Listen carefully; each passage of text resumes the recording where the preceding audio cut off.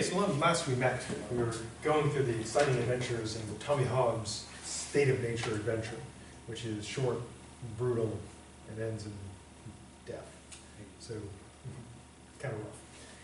And now we turn to a kinder, gentler view put forth by our good dead friend, John Locke. He wasn't killed by the state of nature, he died for other, less awesome reasons. A little background for John. He was born in 1632. He went to school at Oxford University, but is still there today. You can go and visit or even attend.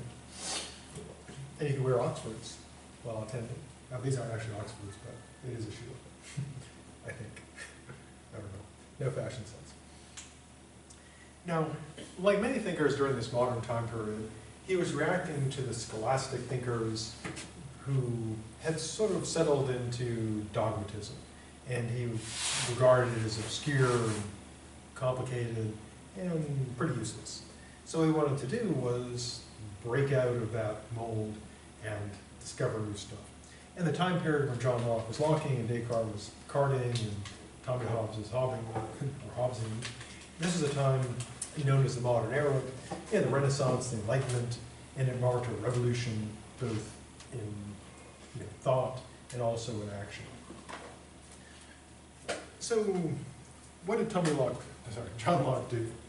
Well, he was a doctor, not just a philosophy, but doctoring for a while, and held a variety of political offices, and in 1669 he helped draft the Constitution for the Carolinas, both the North and South, which are still here today. You can visit those, and you can wear a pair of Carolinas, which I assume are shoes. They're shoes, right? No, I don't know. No fashion sense. There probably is, or if not, there should be. There should be shoes called Carolinas. I'm taking a stand on that issue. Now, in terms of his political context, very similar to Tommy Hobbes.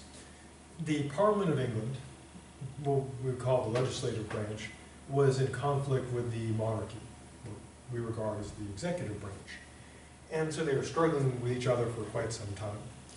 Locke came down the side of Parliament, but in 1683, James II took the throne of England, and Locke did what any sensible English person does when things are not going their own way. He goes to Holland, much like Thanksgiving coming out, much like the Pilgrims did. They wanted to be religiously intolerant, so they went to Holland from England, and they found that Holland was even more tolerant, so they came to America, where they could be intolerant all by themselves. And then invented Turkey, or something like that. Or maybe the Carolina shoes, I don't know. Now, in 1689, there was the Glorious Revolution, which, 1688 was the Glorious Revolution. 1689, Locke came back to England because James II had been removed and replaced with William of Orange. And then he held various political offices during this time and wrote a lot of stuff. Now, his two major works, which either one of which by themselves would have been enough to cement his career, were the two treatises on government. We'll look a little bit out of that, and also an essay concerning human understanding, which deals with metaphysics and epistemology. And if you take the class of modern philosophy, you can't get enough Locke, we'll cover that in some detail in the spring. He also wrote letters concerning toleration, some thoughts on education, and the reasonableness of Christianity. In 1691, he partially retired, and in 1704, he totally retired, died. Now, he contrasts strongly with our good dead friend Tommy Hobbes. How so? Well, he was operating within the context I mentioned, the struggle between an absolute monarchy, Catholic absolute monarchy, and a more parliamentary system, which later gave rise to the English system that gave rise to our system. So, it's connected. Now, his two treatises on government, even though he claims that they were published to justify the revolution, they were actually being worked on before then. But such is the case. Now, what he did, he didn't create all this stuff out of nothing, although he's often credited with it because he wrote it down and organized it But what he is best known for is taking all these ideas that were floating around at the time and compiling them and organizing them in a very clear way, which is an important contribution. So what is his state of nature? Well, here's how it works. Just like with Tommy Hobbes, it's a state without government. There's no human-made laws, rules, no police, no kings, no queens, no dukes, no senators, no presidents, and they're just people. Now, Locke doesn't really come down definitively on whether this had to be real or not, but it does point to some examples of there being real illustrations. For example, he considers the American wilderness of his time as an example. Also, the relationship between nations. Then there certainly was no world police, and even now, even though we have the United Nations, there's still no world police that can come and arrest countries. Well, I guess kind of us. And of course, he gives the third thing, when people are sort of like isolated individually out of civilization. For example, Robinson Crusoe was a popular example of this. He was stranded on the island, all by himself, no government. So, his argument does not actually require that the state of nature be really real for real. It just has to be theoretical. In terms of his assumptions, he accepts the idea that, well, pretty much is the basis for our political philosophy as well, which is that the state is composed of individuals, and people are independent individuals. So society is built from the individual, as opposed to the individual existing for society. Society is supposed to exist for us, because society is us. So what was his state of nature like, and how did it differ from Hobbes? Well, probably the biggest foundation for the difference is that Hobbes doesn't seem to accept God. I mean, he was accused of being the father of atheists.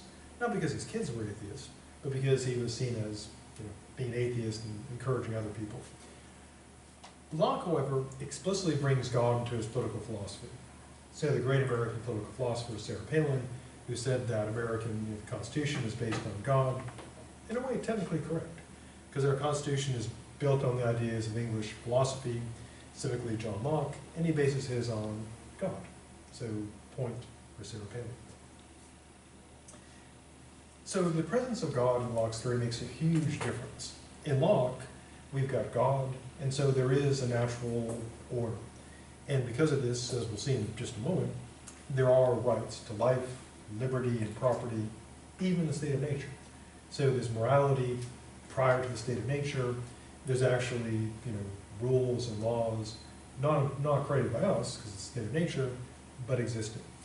And also, Locke's state of nature is not a war of all against all. I mean, there's no governmental authority, but it's not this, bloody battle. Mostly because, again, the role of God and his view about the different nature of people. So for Hobbes, as we saw, people were pretty awful. Locke has a nicer view of people. So without further ado, let's see what's going on in the state of nature.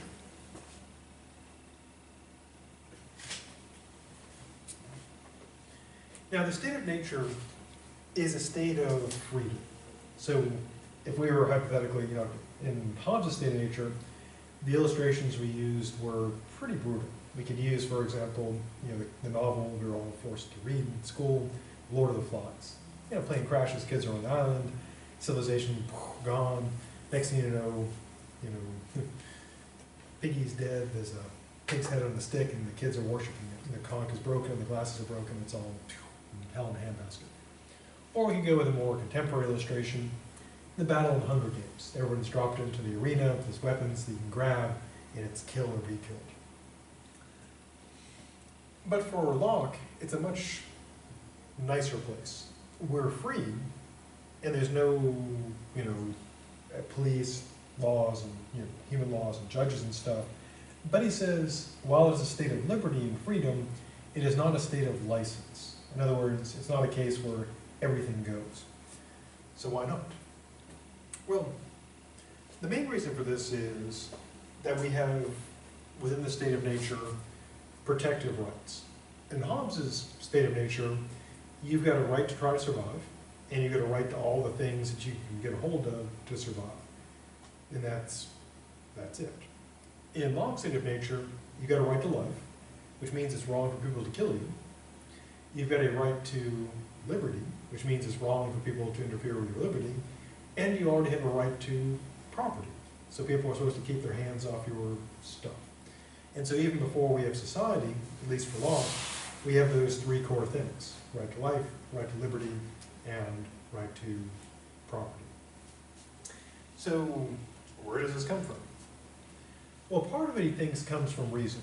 And he goes, interestingly enough, he goes sort of in the opposite of Hobbes. Hobbes says, he uses reason too. Hobbes says reason tells us, blah, blah, blah. But Hobbes' reason takes him to the Hobbesian battle for survival. Locke's reason takes him to a nicer place, which is this. Reason tells us, according to him, that since we're all equal and we're free and independent, we shouldn't harm one another unless we absolutely have to.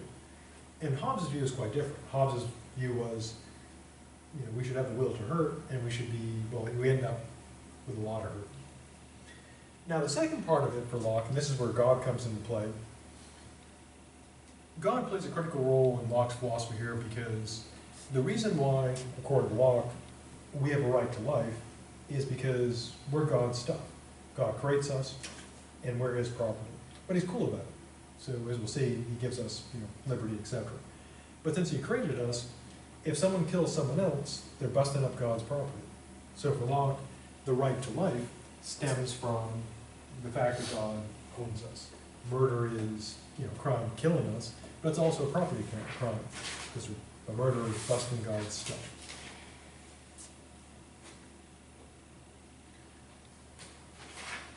Now, is he right about that? Does that make sense? I think so. God created us. Should people go around busting up God's stuff? No, I mean, interestingly, you could also apply this to arguments for protecting the environment or animals. We shouldn't be busting up, God's stuff there either. And it's interesting, there are environmentalists who make exactly that argument, that, you shouldn't be killing because we're God's, and you shouldn't be busting up the earth because that's God's too. Now, what about the right to life?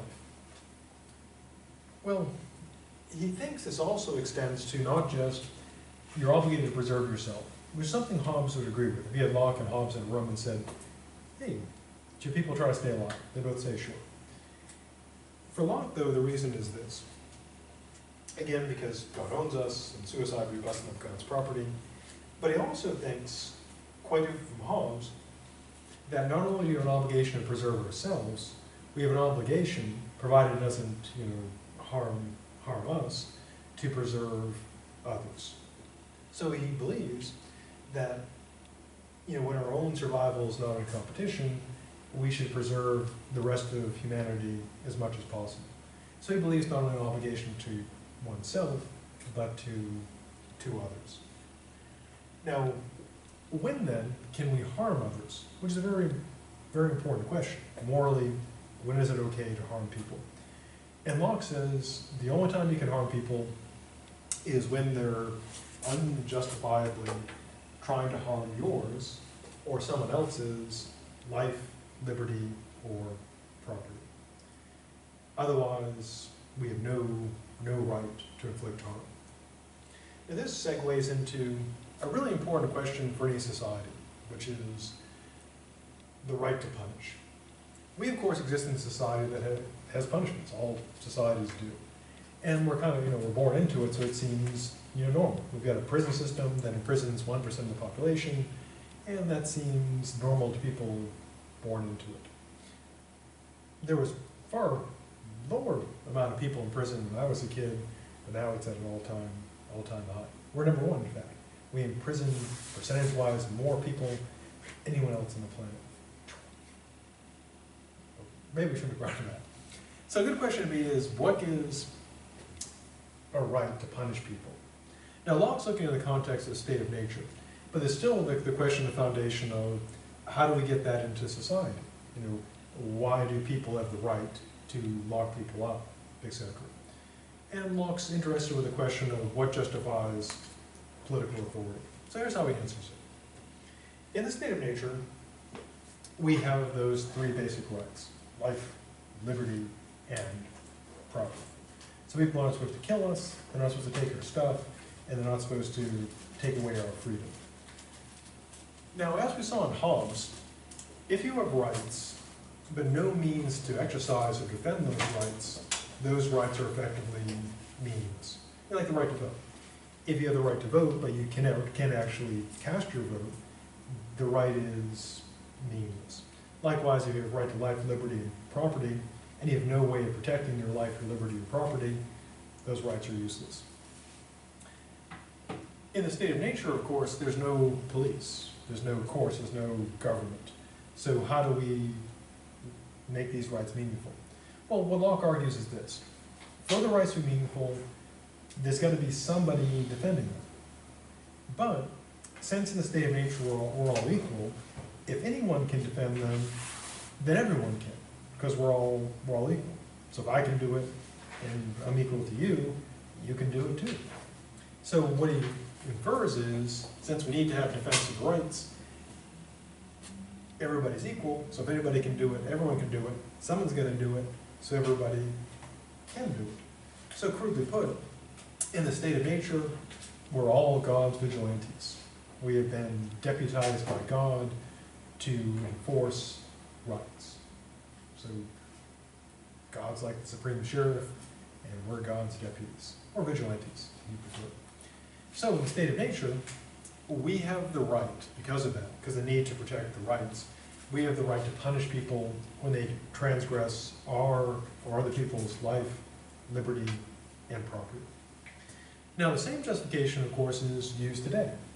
We have the right to punish in our own society in order to protect life, liberty, and property. Or so we claim. Now, in addition to the question of what gives us the right to punish others, there is the question of how far should this go? Now, do we have a right to punish other people? Is Locke right? Yes. Well, people that have authority. Or what about state of nature? Suppose we're, well, we can use the example from like Walking Dead, zombie apocalypse. You're roaming the wasteland and someone tries to kill you. Do you have the right to kill them? Yeah, self-defense. Yeah, we'd say sure. People are trying to like kill us or take our stuff. Seems perfectly reasonable to protect ourselves. Yeah, they say self-defense. Now, there is, of course, another question, namely, how far can punishment go? The idea of justice of punishment. We have this as, even today, of course, especially today, as a very, not only a moral question, but also a legal question, and of course also a very practical question. In other words, how far should we punish people? Now, to give a concrete example of where this matters, I'll give a couple. One is, of course, that's gotten a lot of attention, has been drug sentencing. They would have like mandatory drug sentencing. They would have much harsher penalties for crack possession, cocaine possession, and so it raises the question is, if someone's caught with a little bit of marijuana, is sending them to prison, for like 20 years, is that a just punishment? And now we're saying no. Not at all. In fact, there are people who argue that it shouldn't even be considered a crime. At worst, it should be considered a public health issue, like alcohol, like alcoholism, and not a law enforcement issue. I mean, if people get high and crash, planes or something, then yeah. But if they're just, using drugs, you might say, well, bad life choice, but shouldn't be legal. It's like if someone sits at home chugging down eggnog, which I would do. It's really tough to resist. I bought like 2 gallons of eggnog today. It's like, yeah. And I have actually just done the whole gallon? Not a whole gallon. Oh, half. I'm like, that's diabetes, like sweet. Yeah, that would just kill you. Yeah, so sweet. He just died. I mean, that's a poor life choice. But it shouldn't be illegal. That's a public health issue. I shouldn't be doing that, but it shouldn't be against the law. So there's a question of, how much we should punish and what should we punish. Another example is, everyone's probably heard of like 10-20 life. They put that, it's basically creating laws because they sound nice, 10-20 life, sounds good. And the idea was they really wanted to crack down on gun crimes. But they run into problems, like they run into where someone may, have a gun and warn somebody, and rather than shoot them, and they might get 10 years in prison because of it. Or a person might be picked up on like a drug offense, a minor drug offense, and also have a gun like in their car, and they would be illegal. You may have it perfectly legally, but they would be committing a crime with a gun, so 10 years. And so they've been reconsidering that type of sentencing. And so there is a moral question of how far should punishment go. Now, Locke's answer is this. There's no sort of arbitrary limitlessness to how we can treat people who are wrongdoers. There has to be a moral limit. And he says there are basically two, which are these. And these are arguments we still use today. The first is retribution, which is intended to deter. So the idea is we can justify, we can warrant punishment on the grounds of deterrence, that we seek retribution against them to send the message that people shouldn't do this. Deterrence value. And that's used to argue for laws today. For example, a stock argument for capital punishment is killing people deters crime, or prison deters crime. But as my logic professor years ago said, prisons clearly don't work, because if they worked, they'd be empty. The fact that people are in them show they don't actually work very well. Which is true, because if they did work, there'd be far fewer people. Or actually, if they work really well, there'd be nobody in them. The second thing is reparation. Now, what's reparation?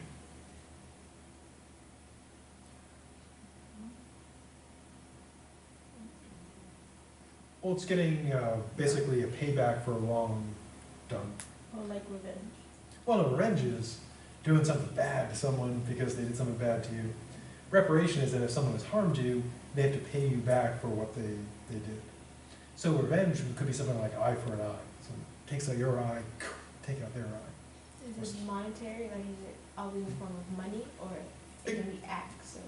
It could be. It could be money, or it could be, an act. Like if someone, someone like told, I remember like, sometimes if people toilet paper at someone's house, their reparation was they had to go and take all the toilet paper off the house. So it could be money, payments for damage done. It could be restoration of property. It could be they have to like undo the damage they did. Or it could even be things like they have to do community service, go and pick up trash or something. Yeah, so reparation can take many, many forms. And he thinks that part of punishment is reparation. So if someone, steals your laptop, then part of their punishment would they have to give that back to you. Or if they do damages, restitution for damages. And these are justifications we still use today. We punish to a degree that deters, to stop people from doing it, and we punish to a degree that provides reparation. And we want, if we're concerned about justice, we'd want to make the, as they say, the punishment proportional to their crime. Now, if you're still looking for, if anybody hasn't done the paper yet, still looking for a topic, there are a lot of interesting moral questions about the justice and ethics of punishment. It could be the ethics of particular laws, like the drug laws. It could be issues about, mandatory sentences, whether they're ethical or not, and also things about, proportionality of other punishments.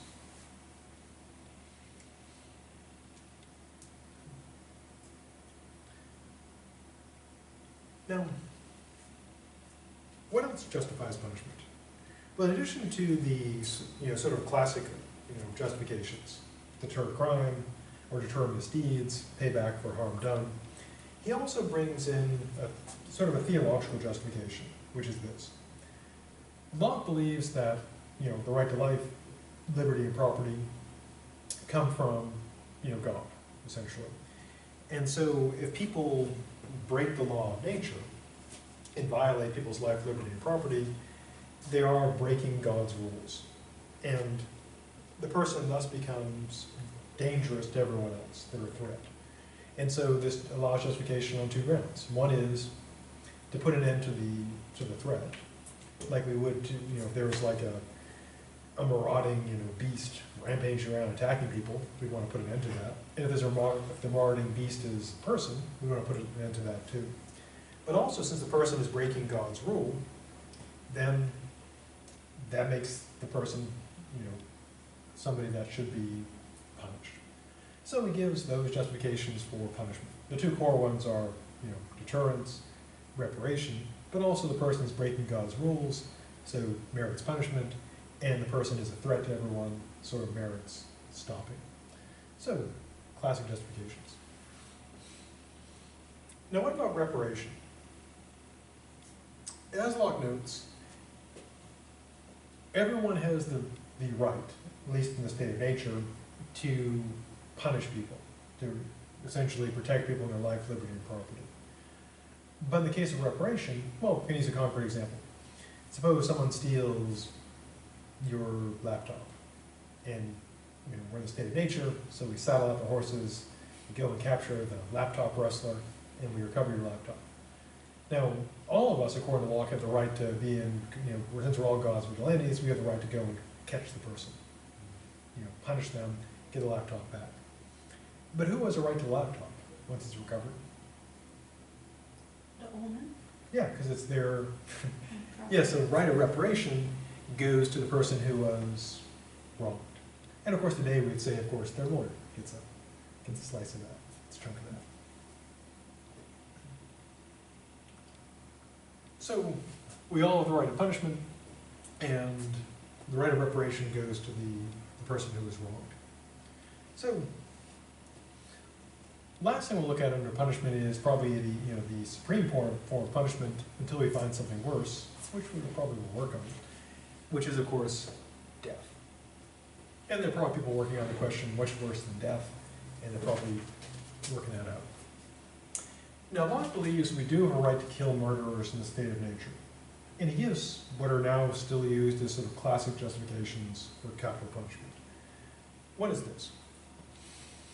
Deterrence. Since there can be no reparation for murder, because we don't have the ability to raise the dead, at least not yet, working on that too, deterrence is very important. And Locke, gives the classic argument that's still used right up until now, which is if you kill murderers, they're less likely to kill. Now, of course, that's an empirical question. Is that actually true? And the way we find out about this is we look at places that have death penalties and those that don't. And we see if there's, adjusting for other factors, controlled, cause to effect study, we look to see if that makes a difference. And of course, people who are against the death penalty usually say no, that it doesn't. People that are for it usually say yes. Secondly, if you kill a murderer, how many more people will they kill? Yeah, barring, horror movie, returning from the grave type of deals, their killing is at a end. So a second, justification is also still used to this day. Killing murderers mean they don't kill any more people, which is true. Of course, if you kill an innocent person, they're not going to do anything else either. Thirdly, he brings up a theological justification. As it says in the Old Testament, whoso sheddeth man's blood, by man shall his blood be shed. And so, three classic justifications. Deterrence, getting rid of the killers to protect people, and lastly, theological justification. And even to this day, most arguments for capital punishment involve those three things. So is he right? In the state of nature, do we have the right to kill murderers? Or assuming we know they're a murderer. But doesn't it, cancel itself out with the whole men are God's property, we should harm God's property? Oh, we shouldn't harm them unless they have a real reason. Yeah. That's a good point, because if we took, as Aquinas did, thou shalt not kill, just as a flat out never kill, then we wouldn't be allowed to kill murderers. And some people have made that. For example, the Catholic Church, Pope Francis, he's opposed to murder, war, abortion, and capital punishment on the grounds that we shouldn't be killing people. And so that would be a possibility. You shouldn't kill anyone ever. Now, Locke does allow us to kill people, provided that it's justified, provided they act in a way that justifies killing them. Now, there is a practical thing that we have. Do we know the person is actually a murderer? Now, part of the justification can be seen as very practical. Suppose we have, let's go to like a, TV and movie scenario, wherein, civilization collapsed. It's just us in the ruins of America. Either nuclear war, civilization collapses, whatever, however that happens. Now, suppose, we're in a group and someone, we're walking along, talking, and suddenly one of the people in our group, we hear a gunshot go off, and the person in our group goes down, boom, boom, right through the head. We're like, holy crap, and we scatter, and then we see someone like up in a tree, taking aim. Do we have the right to kill that person? Yeah, because do we have any doubt about their murderousness? No, there's no question of maybe they were innocent, and do we have time for a trial? No.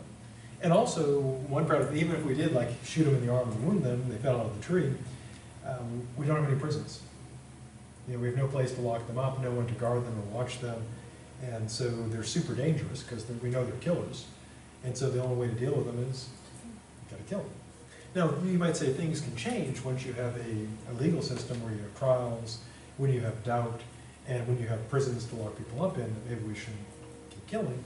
But in the state of nature, if you know someone's a murderer, assuming that, and you know they're going to probably do it some more, that's probably the only way to stop them from a practical standpoint.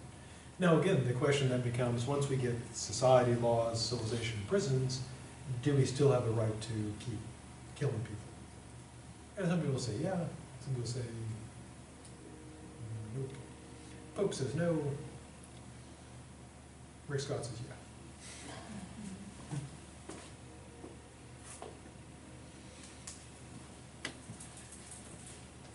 Now, what are other scenarios in which you can kill people? Well, Locke does consider the state of war. For Hobbes, the state of nature is equal to the state of war. So for Hobbes, state of war, state of nature, state of war. Same thing. It's all awful. Locke, though, his state of war is distinct from the state of nature because the state of nature is, well, to use an analogy, it's kind of it's like hiking the Appalachian Trail. You're out hiking in the woods, and there's no police or anybody around for miles, it's just you and other people. But for the most part, people are not being awful. There's a chance, there's always a chance one of the people are awful. For the most part, there's no police maintaining order, etc. But people are behaving reasonably well. Now, Locke's view is contrasted with Hobbes, because Hobbes' view is just everyone's roaming around trying to kill everyone else. So very different sort of scenario. So it's kind of like walking in the park or the woods versus, Hunger Games, the arena thing. So what is the state of war for Locke? Well, essentially it's exactly what it sounds like. It's a state in which, the whole thing about, state of basically peace has been suspended and people are trying to kill each other. And for Locke, that's not the normal state.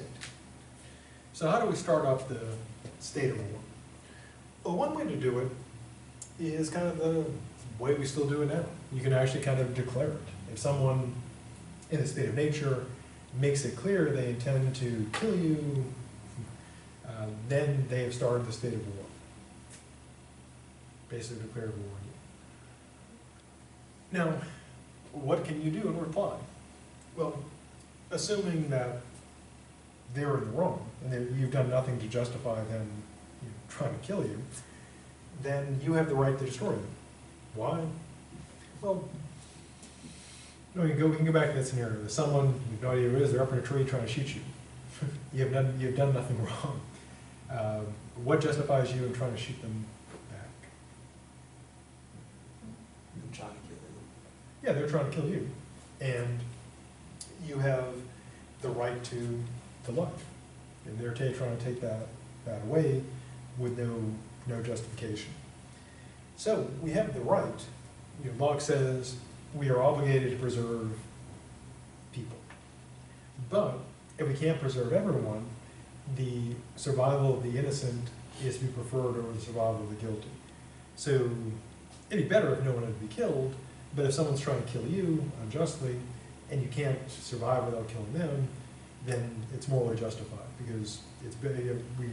According to Locke, we should preserve everybody, but if we can't save everybody, we save the people who are innocent at the expense of the wrongdoers. Is that reasonable? Is it okay to kill bad people? Well, I assume they're trying to kill you. Yeah, it seems fairly morally clear. Again, there are people who, that are pacifists, for example, think we should never kill anybody, but morally it seems fairly reasonable. What else fires up the right to kill people? Well, Locke notes that attempting to, this is trying to violate the right to life. So if someone tries to violate the right to life unjustly, say you don't have to kill them. You're not obligated to kill them, but you can. It'd be okay. Also attempting to rob people of their liberty. Locke believes, because if someone is willing to take your liberty, you have no reason to think they won't stop there. And as Locke notes, a person who's a threat to the liberty of one person is a threat to the freedom of everybody and may be destroyed. Is that right?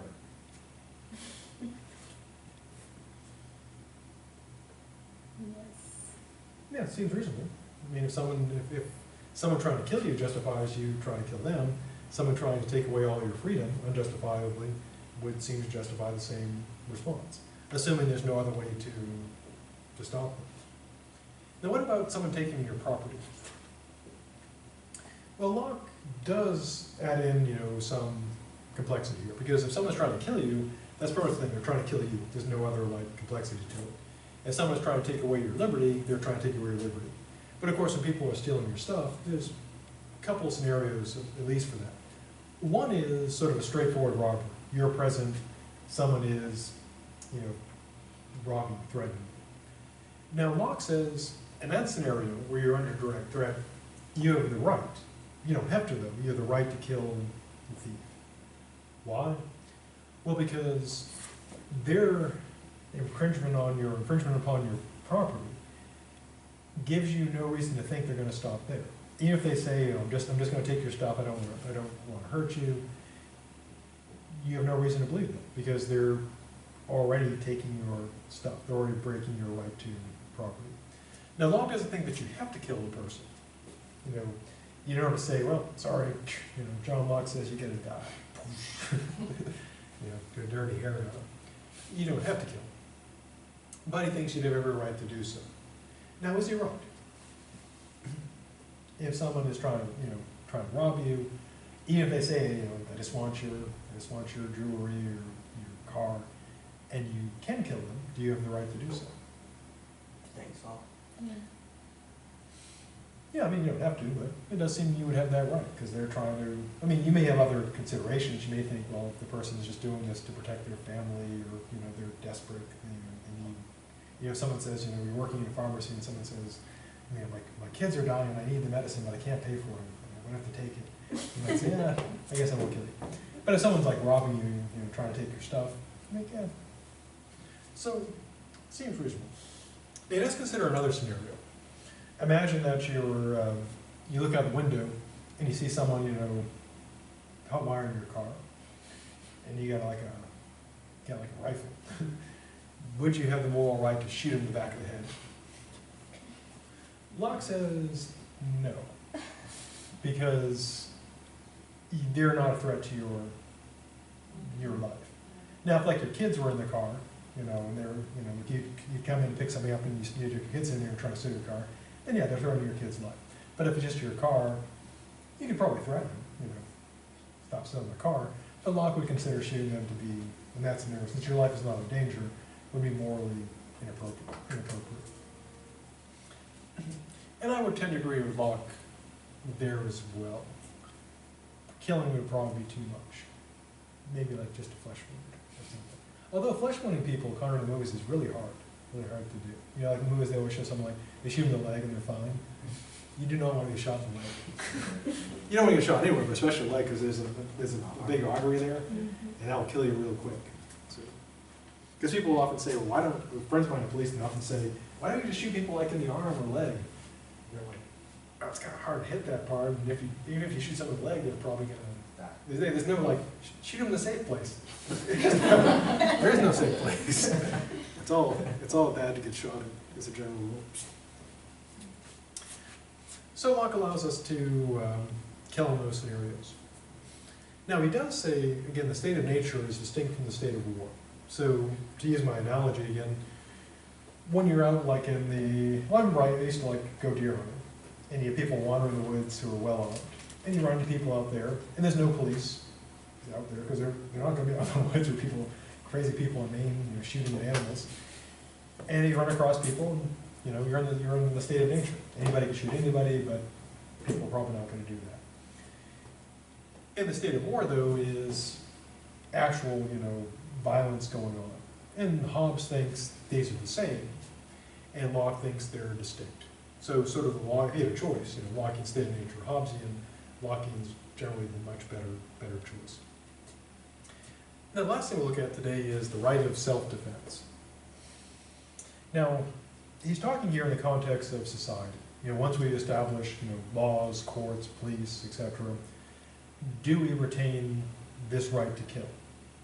And Locke's view is that as long as the authorities are around and they're able to act, then we shouldn't be doing that.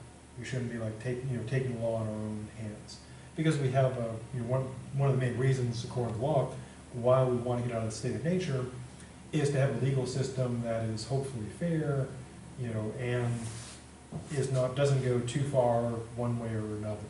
And so one key thing is we no longer take the law into our own hands because we have a system to do that. But here's how self-defense is justified by Locke. And here's how the scenario would go and be justified. In the normal course of, you know, civil society, you don't need to kill people as a general rule. But suppose you're in a scenario where someone is trying to kill you. We could take a case like a criminal scenario, or we could take like a terrorist scenario. Imagine, you know, you're in the city and you're drinking some coffee or something in a coffee shop, and someone runs in with a gun and just starts shooting people for whatever reason, political, they're just committing a crime, or whatever motivation they might have. Now in that case, according to Locke, what happens is this. You now go from, if there's no police around to stop them, which in this case they're not, you go from civil society back to the state of nature, because there's no people around, there's no police to help you at that point. And since they're trying to kill you, you're now in a state of war. So you go back to the state of nature in a state of war, and morally you're justified in killing them because they are acting in a way to threaten your right to life and the right to life of others, and we are given back, to use an analogy, during the state of civilization, unless we actually are a deputy, we're no longer God's vigilantes, because we have actual police to do that, hopefully. But when the state of nature and the state of war go back into place, it's like we're instantly re-deputized. We get that right back, and we are able to act upon that. So for Locke, that's what justifies using force in self-defense, because if the authorities cannot or will not help you, then you're back into the state of war, and you must rely on yourself. You can only help yourself. And it's morally justified. And so if you ever wondered, like, what justifies self-defense, there's the moral justification, right there.